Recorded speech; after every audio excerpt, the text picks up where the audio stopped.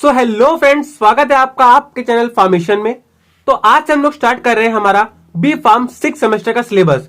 इसमें सबसे हम लोग स्टार्ट करेंगे मेडिसिनल केमिस्ट्री 3, क्योंकि हमारा ये सिलेबस के स्टार्टिंग में ही दिया गया है। सबसे पहला कोड इसी का है। तो इसका जो फर्स्ट यूनिट है वो है हमारा एंटीबायोटिक।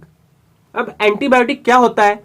ये हमारा ग्रीक वर्ड होता है जो कि हमारा एंटी मतलब अगेंस्ट और बायोटिक मतलब लाइफ। अब किसकी लाइफ क्यों? जो हमारे एंटीबायोटिक होते हैं ये हमारे कुछ ऐसे एजेंट्स होते हैं या वो सब्सटेंस होते हैं जो बने तो हमारे माइक्रो ऑर्गेनिज्म के ही होते हैं, पर मारते भी माइक्रो ऑर्गेनिज्म को ही हैं। क्या मतलब? जैसे घर का कोई आदमी अगर दुश्मन के साथ मिल जाए तो पूरे घर को खत्म कर देता है, वही काम इसका भी है। ये माइक्रो ऑर्गेनिज्म के ही बने होते हैं और मारते भी माइक्रो ऑर्गेनिज्म को ही हैं, अगर लो कॉन्सेंट्रेशन में हो फिर भी।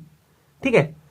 Antibiotic are the agents which are produced by various species of micro organism that kill, destroy or inhibit growth of other microorganism in low concentration। छोटे से कॉन्सेंट्रेशन में होंगे तब भी माइक्रो ऑर्गेनिज्म है उनको मारेंगे। अब कुछ उनकी प्रॉपर्टीज होती हैं, क्या होनी चाहिए हमारी, तो उसके आइडियल कैरेक्टरिस्टिक होते हैं। वो है ये हमारी लो कॉन्सेंट्रेशन में हाईली इफेक्टिव होनी चाहिए, वाइड स्पेक्ट्रम ऑफ एक्टिविटी होना चाहिए, मतलब थोड़ी सी दी है जितना उसको काम करना चाहिए उतना करेगा। ठीक है। It should not affect normal flora good bacteria of host and not allergy to host. ये जो हमारा होस्ट है, जो हमारा इंसान है, चाहे एनिमल हो चाहे हमारा इंसान हो नॉर्मल, जो उसके फ्लोरा है मतलब जो अच्छे बैक्टीरिया जो हमारे पेट में या इंटेस्टाइन में पाए जाते हैं उनको हार्म नहीं करना चाहिए, और जो होस्ट है उसको कोई एलर्जिक रिस्पॉन्स नहीं देना चाहिए। Should be completely eliminated from body. Use हो गया बॉडी बाहर, अंदर रहेगा दिक्कत करेगा कोई भी चीज हो। केमिकली स्टेबल होना चाहिए, शेल्फ लाइफ अच्छी होनी चाहिए, लॉन्ग होनी चाहिए, इनएक्सपेंसिव होना चाहिए, सस्ता होगा तभी कोई खरीदेगा ना। अब एक क्वेश्चन पूछ लिया जाता है कि ये एंटीबायोटिक और एंटीबैक्टीरियल में डिफरेंस क्या होता है। तो एंटीबायोटिक और एंटीबैक्टीरियल में सिर्फ एक डिफरेंस होता है कि जो एंटीबायोटिक होते हैं ये हमारे मेडिसिनल पर्पस के लिए यूज होते हैं, जबकि एंटीबैक्टीरियल हमारे सोप, डिटर्जेंट या डिसइंफेक्टेंट में यूज होते हैं, जिसको हम मेडिसिनल पर्पस में यूज नहीं कर सकते हैं। ठीक है। अब ये सब तो एंटीबायोटिक के बाद में था, क्या था, कैसे आया। अब ये सब लोग जानेंगे हिस्ट्री ऑफ एंटीबायोटिक में। ठीक है। तो जो हिस्ट्री है उसमें 3 फेज आते हैं हमारे। पहला एम्पेरिकल फेज, दूसरा अर्लिक फेज एंड थर्ड हमारा मॉडर्न फेज। ये 3 फेज आए थे हमारे। जो मॉडर्न फेज था ये सबसे पहला फेज था। इस फेज में जो नॉर्मल लोग थे उनको कोई जानकारी नहीं थी, कोई आइडिया नहीं था कि क्या होता है इन्फेक्शन, क्या डिजीज होती है और कैसे उनको ट्रीट करना है।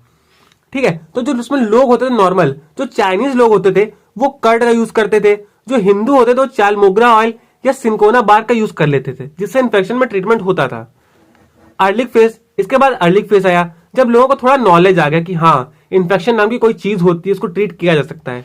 तो उसमें कुछ डाई बनाई गई जो टॉक्सिसिटी प्रोड्यूस कर देती थी, तो हमारा माइक्रो ऑर्गेनिज्म जो होता था मर जाता था टॉक्सिसिटी की वजह से। और अर्लिक फेज में ही कीमोथेरेपी की खोज हुई। थर्ड हमारा आया मॉडर्न फेज। ये हमारा सबसे मेन फेज था जो आज तक चलता ही जा रहा है। कौन सा हमारा? इसमें हुआ था पेनिसिलिन की डिस्कवरी, सबसे मेन चीज बाय अलेक्जेंडर फ्लेमिंग। ठीक है। अब ये तो मोटी मोटी बातें हो गई, अब डिटेल में देखते हैं क्या हुआ था इन एंशिएंट टाइम। पुराने टाइम पे क्या हुआ था? Very difficult to treat infectious disease. जो इन्फेक्शियस डिजीज होती थी, कैसे इन्फेक्शन हुआ वो पता करना, नॉर्मल लोग थे, जानकारी तो थी ही नहीं पुराने टाइम पे। ठीक है। कैसे हुआ, क्या हुआ, उसको ट्रीट करना बहुत मुश्किल हो जाता था। जो नॉर्मली पीपल थे हमारे, कर्ड, चीज, ब्रेड या प्लांट और एनिमल प्यूपल या चैलमोग्रा ऑयल से जो इन्फेक्शन था उसको ट्रीट करने की कोशिश करते थे। तो क्या हुआ? इन सब समस्याओं को देखते हुए इन 1877 जो हमारे लुइस पाश्चर थे, इन्होंने क्या किया? सबसे पहला टर्म दिया कॉमन बैक्टीरिया, जो हमारा एंथ्रेक्स बैसिलस से दिया था इन्होंने। ठीक है। कॉमन बैक्टीरिया टर्म दे दिया इन्होंने आके। अब इन्होंने तो टर्म दे दिया भाई, अब होगा क्या उसका? कुछ तो करना पड़ेगा। टर्म दिया, जानते हैं आप कोई भी टर्म देंगे तो उसकी रिसर्च होती है। जो साइंटिस्ट होते हैं ऐसे पीछे हटते नहीं है। तो बहुत सारी रिसर्चेस इस पे आई। क्या हुआ कि अब फाइनली इन 1929 में, ये डेट याद कर लीजिए, 1929 जो हमारे सर अलेक्जेंडर फ्लेमिंग थे, इन्होंने पेनिसिलिन की खोज कर डाली अपने आप हो गई, वो एक्सीडेंटली हो गई। ठीक है। हुआ क्या था बताते हैं। देखिए, जो हमारी पेनिसिलिन की डिस्कवरी थी, जो सर अलेक्जेंडर फ्लेमिंग थे हमारे, ये किसी हॉलिडे वगैरह पे गए थे। ठीक है। और जो हमारे एक पेट्री डिश थी अपनी स्टेफिलोकोकस की, उसको कवर करना भूल गए थे। अब खिड़की वगैरह खुली होगी तो उससे क्या हुआ, एक पेनिसिलिन नाम का फंगाई आके उनके स्टेफिलोकोकस बैक्टीरिया पे बैठने लगा, जिससे क्या हुआ, अब बताया था आपको माइक्रो ऑर्गेनिज्म ही माइक्रो ऑर्गेनिज्म को मारेगा। तो फंगाई हमारा एक माइक्रो ऑर्गेनिज्म है और जो हमारा स्टेफिलोकोकस बैक्टीरिया है, बैक्टीरिया भी एक माइक्रो ऑर्गेनिज्म है। तो क्या किया, फंगाई ने बैक्टीरिया को मारना चालू कर दिया और एक जोन ऑफ इनहिबिशन बना दिया। कैसे, देखिए, जैसे हमारा क्या पेट्री डिश रखा था, ठीक है, उन्होंने भूल गए थे कहां रखा है, कैसा था, भूल गए होंगे। यहाँ पे हमारा स्टेफिलोकोकस बैक्टीरिया पड़ा था। क्या किया, जो हमारा ये फंगाई था, ठीक है, ये आया आया आया धीरे से यहां बैठा, यहां बैठा, यहां बैठा। अब क्या किया, इतना हिस्सा उसने कवर कर दिया, हटा दिया, बिल्कुल बैक्टीरिया मार दिए, एक जोन ऑफ इनहिबिशन बना दिया छोटा छोटा, ठीक है। और हमारा जो स्टेफिलोकोकस था उसको मार दिया, हटा ही दिया यहां से। अब क्या हुआ, इसलिए हमारा पेनिसिलिन की डिस्कवरी हो गई यहां से, ठीक है। इन 1939 डिस्कवरी तो हो गई अब हमारी ना पेनिसिलिन की। अब डिस्कवरी के बाद लोग चैन से बैठते ही कहां है। उसके बाद इन 1939 1929 में पेनिसिलिन आ गया। अब 1939 की बात, 1939 हमारे 4 लोग का ग्रुप था, चेन, फ्लोरे, अब्राहम और हेटले। इन्होंने क्या किया, इन्होंने पेनिसिलिन को आइसोलेट करना चालू किया कि चलो देखते हैं आइसोलेशन में क्या होगा।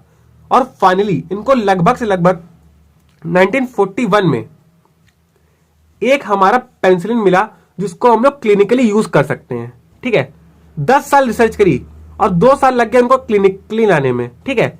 1941 में हमारा जो पेनिसिलिन था वो फाइनली हमारा क्लिनिकली यूज हो सकता था। जब हो ही सकता था तो उस टाइम चल रहा था वर्ल्ड वॉर, तो क्या किया गया, उसको ट्रायल में ला दिया गया तुरंत। तो जो ट्रूप्स थे हमारे, जो नॉर्मल लड़ाके थे ब्रिटिश वाले, उनको ट्रूप्स को दे दिया गया कि लो भाई इस्तेमाल करो। अब जो उनके इन्फेक्शन वगैरह थे इसलिए इस्तेमाल हुआ और इसकी वजह से बहुत सारे लोग मरे भी थे, ठीक है। अब 1942 में क्या हुआ, हमारे सेल्मन वॉक्समैन आए। इन्होंने क्या किया, स्ट्रेप्टोमाइसिन की खोज करी और पहली बार एंटीबायोटिक वर्ड यूज किया कि एंटीबायोटिक नाम की कोई चीज दुनिया में होती है, इन्होंने बताया, ठीक है। इन 1909 में क्या हुआ, हमारे एक पॉल अर्लिक नाम के साइंटिस्ट आए। इन्होंने बहुत सारी हमारी जो डिस्कवरीज हैं बहुत सी की हैं, बहुत महान साइंटिस्ट थे हमारे। जो पॉल अर्लिक आए, इनको हम लोग फादर ऑफ मॉडर्न कीमोथेरेपी बोलते हैं। इन्होंने क्या किया, जो सिफिल्स नाम की बीमारी थी उनका क्योर निकाल दिया। ये सिफिल्स हमारी सेक्सुअली ट्रांसमिटेड डिजीज होती है। इसमें बहुत अजीब से धब्बे टाइप के पड़ जाते हैं, सड़ से आती है, जो हमारी बॉडी होती है अजीब से धब्बे आ जाते हैं, बहुत ही दुर्दशा वाली स्थिति हो जाती है हमारी, ठीक है। अब लोगों ने इतनी सारी डिस्कवरीज तो कर दी, डिस्कवरी करी, कुछ तो प्राइज मिलेगा ना। तो इन सारे साइंटिस्ट को हमारा क्या नोबेल प्राइज मिला था। इन सब डिस्कवरीज के लिए, एंटीबायोटिक के लिए हमारा नोबेल प्राइज दिया गया था और बहुत सी डिस्कवरी बाद में भी होती रही।